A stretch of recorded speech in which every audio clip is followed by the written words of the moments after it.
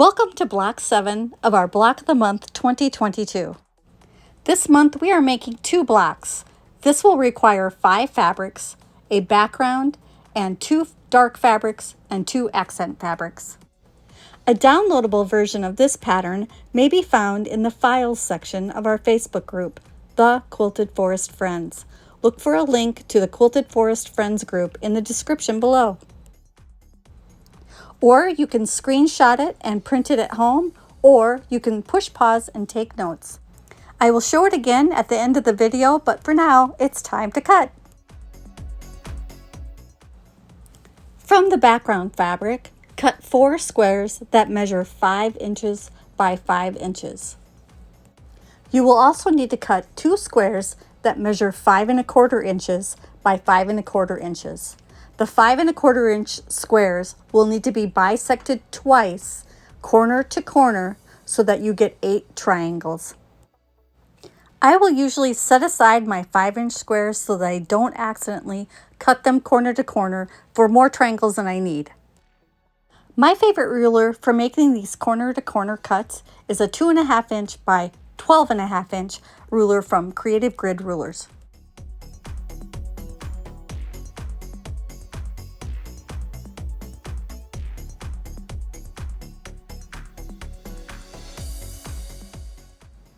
From each of the 2 dark fabrics, cut 2 squares that measure 5 inches by 5 inches and set aside. You also need to cut 2 squares that measure 4 7/8 by 4 7/8.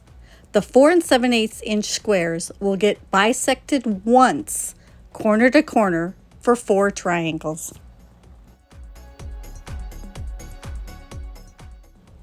From each of the darks, you should have 4 triangles and 2 squares.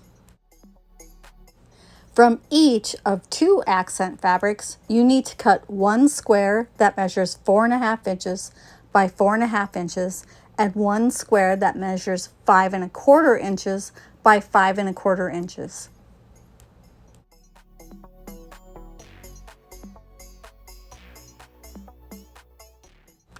Bisect the square that measures 5 1/4 inches by 5 1/4 inches twice, corner to corner, to get 4 triangles. From each of the accent fabrics, you should have 1 square that measures 4 1/2 inches and 4 triangles.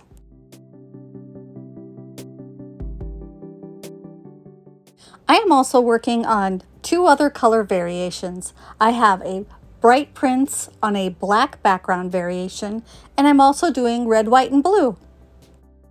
Draw a line corner to corner on the wrong side of all of the background 5-inch squares. I'm using an iron away friction pen, but you could use a pencil too.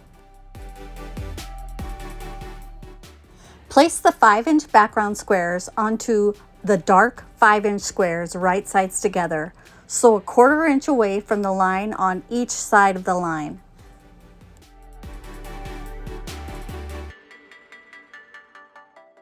Once you're done sewing, cut them apart and then cut on the line. You can either use a scissors or a rotary cutter to do that.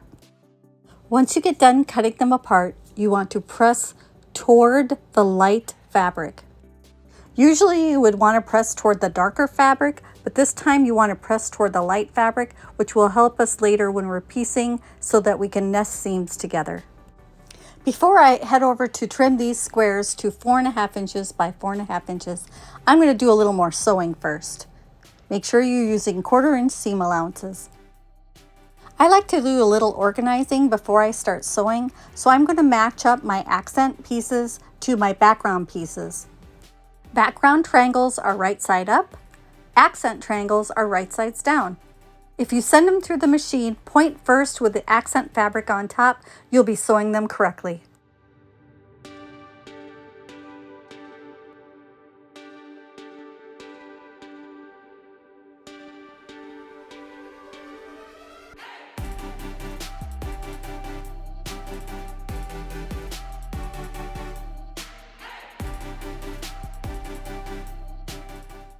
If you're enjoying our Block of the Month video, Make sure you hit like and subscribe so that you don't miss any of the blocks in this series. This time we are going to press towards the accent fabric.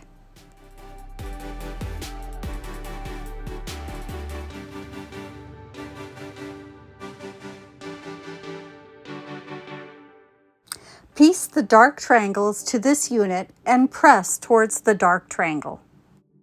I wrote the pattern for this block so that you would have two different colors of the same block. If you wanted to, you could make two matching blocks and have them be the same. I also used leftover fabrics from previous blocks in this series instead of getting new fabrics.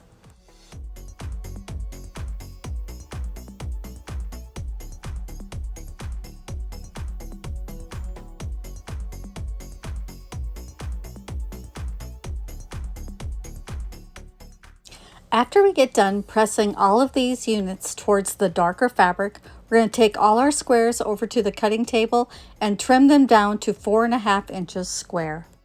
I'm going to use my block lock ruler that has the channel in the back to hold the seam in. This will help me get everything to be exactly perfect.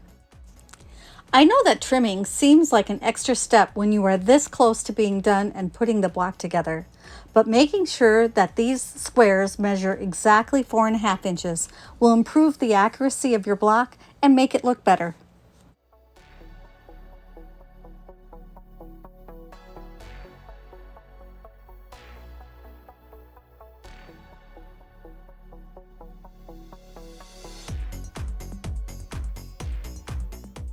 I'm also continuing to work on my red, white, and blue version and my bright prints with a black background.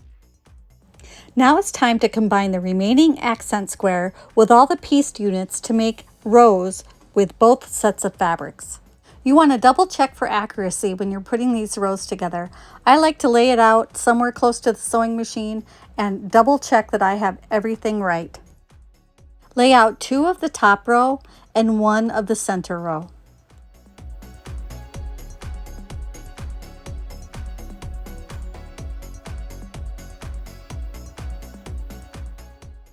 Once you have it laid out correctly and you have double checked to make sure it's right, you can start sewing the pieces together. If you followed the pressing directions, the seams in the corner should nest together quite nicely.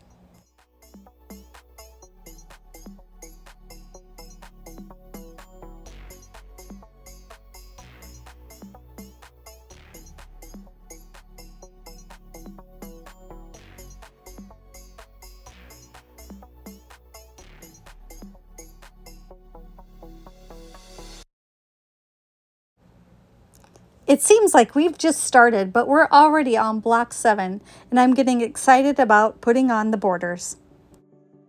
Next month, we will begin to start our optional pieced border. I will share fabric requirements and cutting instructions for the setting and the border at that time.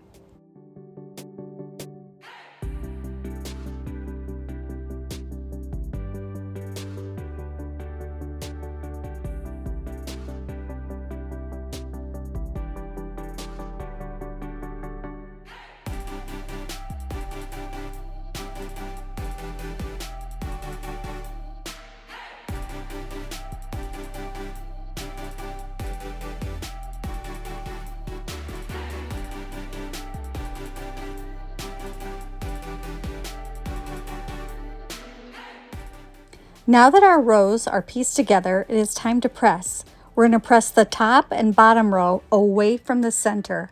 We're going to press the middle row into the middle towards the center square.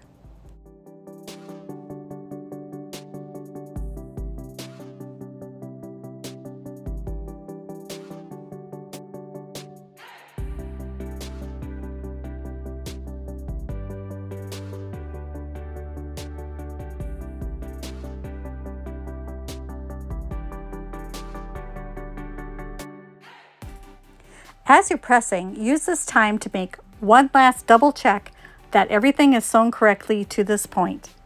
Now it's time to sew the rows together. I've also got my red, white, and blue and my bright prints on a black background ready to go too.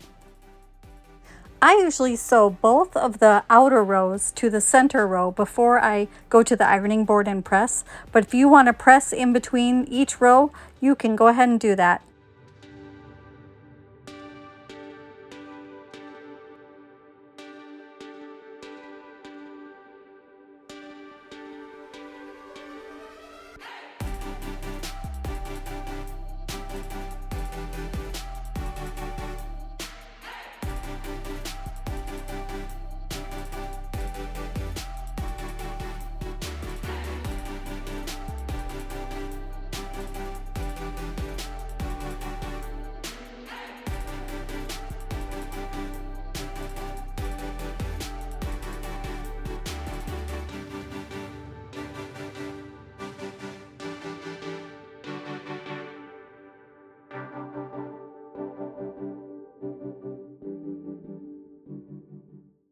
And just like that, block 7 is done and ready to press.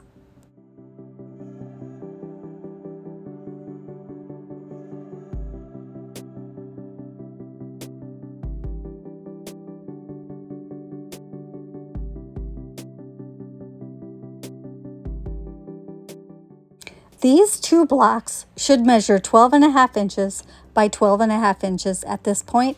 They will be 12 inches by 12 inches finished in the quilt. We hope that you remember to hit that like button, that you'll leave a comment on the block, that you will share with your quilting friends, and most importantly, subscribe so that you don't miss any of the blocks in our Block of the Month series. Thanks for watching and happy quilting!